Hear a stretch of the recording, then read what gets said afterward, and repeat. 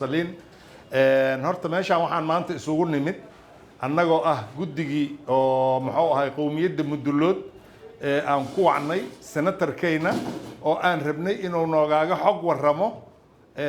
siday wax u dhaceen arrintan la leeyahay gobolka Banaadir 4.5 lagu qaybina midaas waa rabnay warbixinteeda inaan helno waxa kaloo meeshaan shirka ugu weyn oo la isugu yimidna waxa ahay in la taageero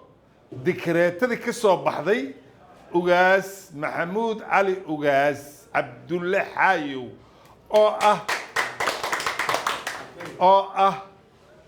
hogaankii beeshaan Mudullood markii Mudullood la yiraahdo waa taqaaniin dabcan waxa ku hoos jira hiraab waxa soo hoos galaa hawiyo dhan marba hadii la yiraahdo hogaankii oo deegaankana asaga uu yahay ma sha Allah xilal badan oo isku haya waxaan rabaa marka inaan ka hadlo dadkan wax badan waa iska hurdeen waana hurdaayeen hurdadan waa laga kacshay wuxuu yiri ninkii la dhihi jiray Cabdulle Raagi Allah u naxariiste fidna hurday lama kaaga cashee farahay saarin nimana qashqasheen asagoo oo jooga magaalada la yiraahdo Hargeysa oo idaacada ka shaqeynaya markaas uu fidna hurday lama kaaga cashee farahay saarin kugu filan fartoon ku luliye feeran ku dude fadhi ugama soo joogsan kara faraq sidaada waxay ku timid sheekadaas dada qashqasheen oo maaragtay waxbay u sheegteen oo maaragtay marka inuu nin awood lana yahay laan dheeran yahay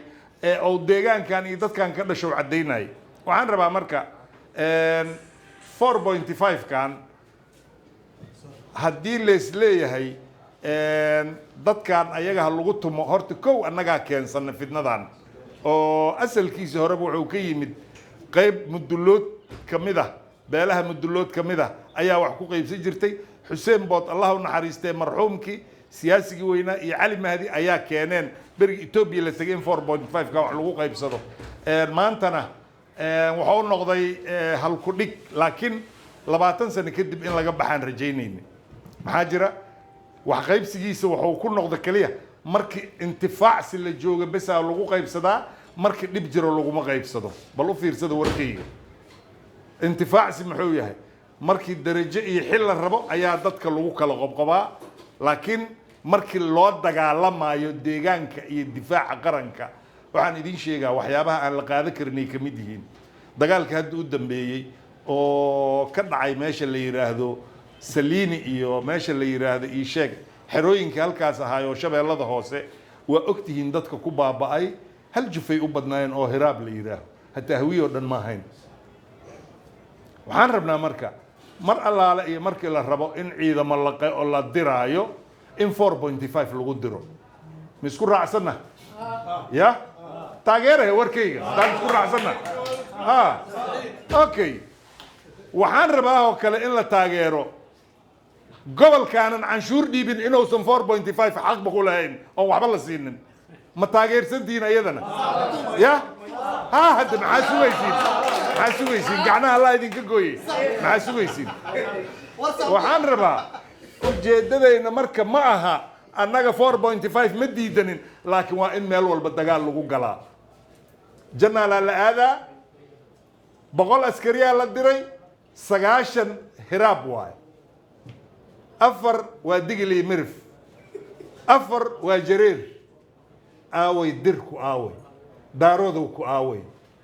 deegaanadii kale ku aaway ya taliyaasha waa imiya taliyaasha ma noqayaan habarteedii ka tahay ama dagaalka la wada galaa waa la wada aadaa waa lagu dhimanaa maxaa jira anaa 62 la igaaga dilaa siyatana dhimata 62 aniga iska leh meeqa soo hirtay intii soo hirtana waxay noqdeen maaragtay digli marif iyo muxuu ahay iyo beesha shanaad waa yaa u qoray masaakiintaas yaa u qoray waxaa la rabaa in lilaahi laga hadlo oo daacadda la sheego oo runta laga hadlo waxaan rabnaa 4.5 in wax walba lagu qaybsado ma la waayo hadda markay aragtay ama ay ogaadeen dadka deegaankan u dhashay 4.5 inay xanaf yeelatay oo ay qashqashaad tahay oo la rabo in dad lagu baabi'iyo dadna aan maaragtay aanan lagu dhowraynin waxaan go'aansanay in gobolka Banaadir aayihiisa asaga oo ka taliyo ugaaskana waa maqlaydeen warkiisa dekareetada ahay wuxuu yidhi cid nagala hadli kartaaho ma jirto waana in dadka u dhashay shirweyne qaran ay isugu yimaadaan warka saas maahay mase ma ahayn been maan ku sheega waa in shirweyne qaran la isugu yimaadaa yaa isugu imaanaya waxaa isugu imaanaya dadka ay qusaydo oo 3 milyan iyo barka oo deegaankan degan oo taxpayerska ah gobolkaanan canshuur dhiibanina waxuu nala qaadan kara male baarlamaanka annagaa fadhiisanayno meel kasta annagaa tegayno annagaa waxayna dhisanayno gobolka canshuurtaan bixiyo ayaa ila sinaanaya ma isku raacsana ya haddaan 5 milyan bixiyo gobolkan 5 milyan keenin ilama sinaahayo waxna ma wada qaadayno mahane adduunyada majority lagu maamulaa minority waa la xukumaa minority nin ah ee aanan shilin igu soo darsanin inuu maalin walba yiraaho gobolka banaadir 2 aqal iska arkaydo 2 aqal uma taalo gobolka banaadir dadkiisa u taala hawshiisa dadkiisa iska leh dadkiisa yeeyihiin dadkiisa waxa uu weyn mudulood hiraab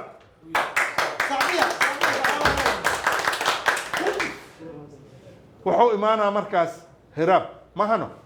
haddana wuxuu aadaa hawiye mahano haddana waxaa isoo raacaya wixii ila degan oo aniga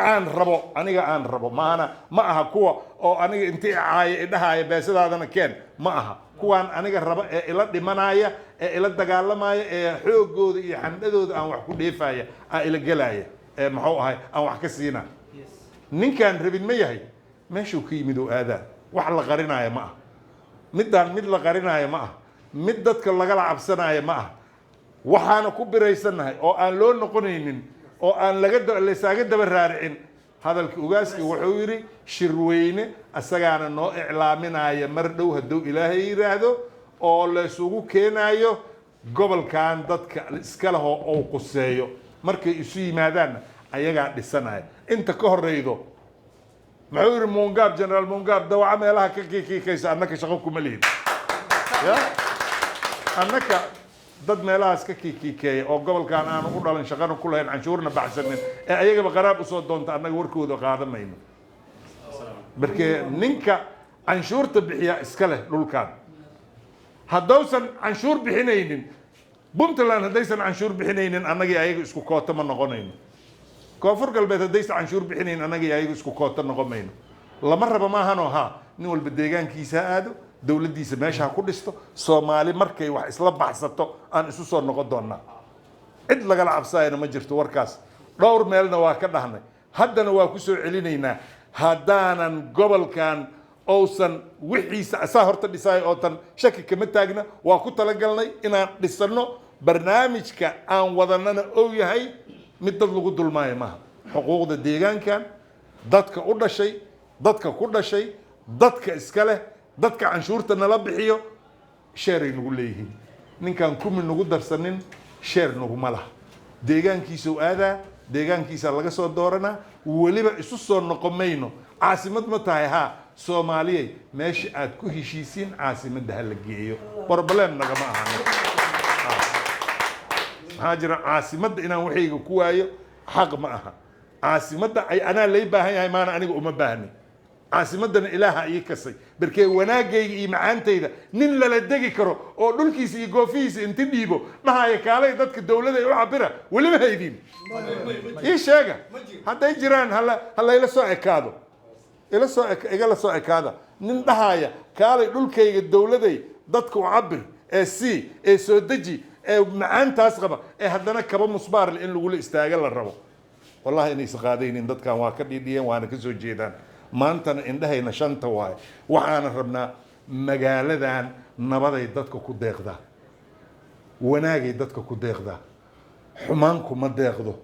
soomaali waa isdishay waa la kala tegey waa ogtihiin waa la kala irdhoobay annaga waxaan ahayn dadkii aan dirirnay shalay isdilnay ayadoona 60 cawo ka soo wareeganin dadka inta diyaarada ka daba qaati jiriyey soomaali jacaylay naga ahayd laakiin haddaan ognahay inaan meeshaan u noqoyno markaan ma la isu soo noqoy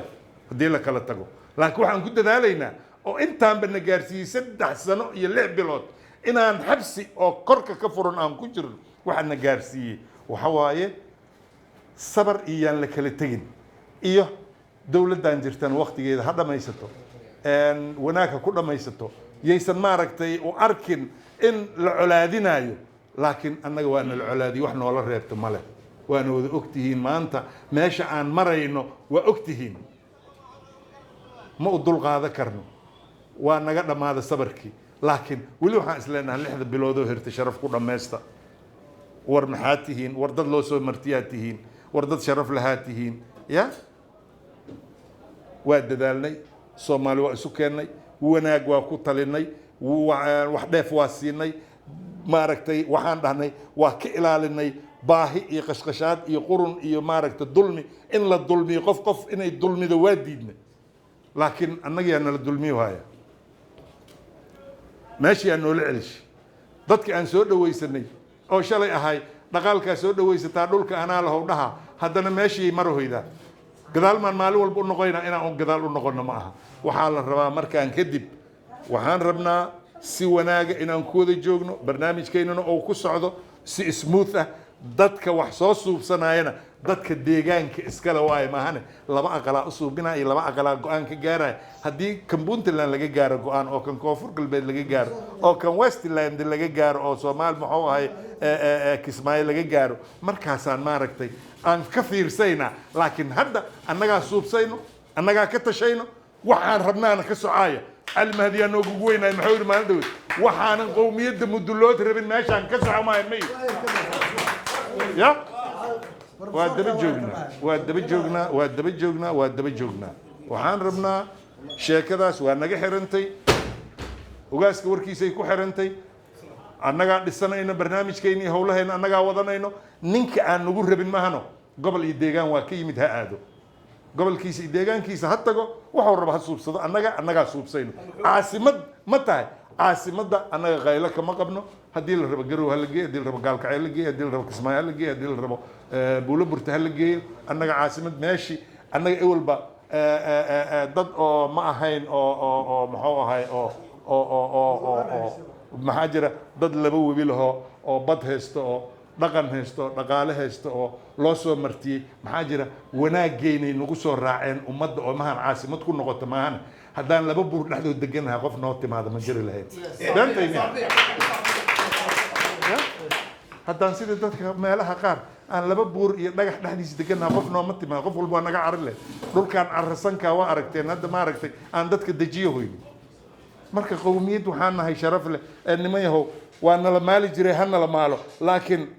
hadday xumaato kaama xoog yari waa hadday samaatana waa saan rabni marka waxaan ilaahay ka rajaynaa inaanan beledkan dagaal iyo dhibaato laga suubinin lagu dadaalo amnigiisa iyo nabadiisa cid walbana midda doorashada waqtigeedii aan sugaynaa aniga hadda guddoomiye xisbiyaan ah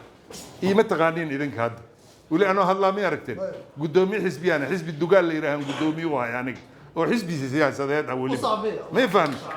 ya guddoomiye xisbiyaan aan ahaadee haddana isla markaas waxaan rabaa doorashada sharafkeeda iyo sumcaddeeda iyo magaceeda inuu toosaan rabaa xisbigayga xisbi oo dad lagu xumeeyaa ma aha xisbi maaragtay oo muxaafida waaye lama leh macaarad waaye lama leh waa xisbi muwaadina dugaal maxaan ugu baxshay dugaal waxaan ugu baxshay inaan dadka soo dhaweeyahay dugaalkaasaan fariisinaa bunaan uduba ambulansiya laakiin hadduu igu kibro muxuu yidhi xasan geedi abtow afar kaaf waa wir carradaan waa keento waa koriso waa kibriso waa kufiso oo haddana koonfur u dirayso markuu kibro ou kufo koonfur u aadaa mahana inta aadi maa wax la ogyaha waa taariikh rasmiya may fahamteen marka khayr allah idin siiyo waa mahadsantihiin idinkana ya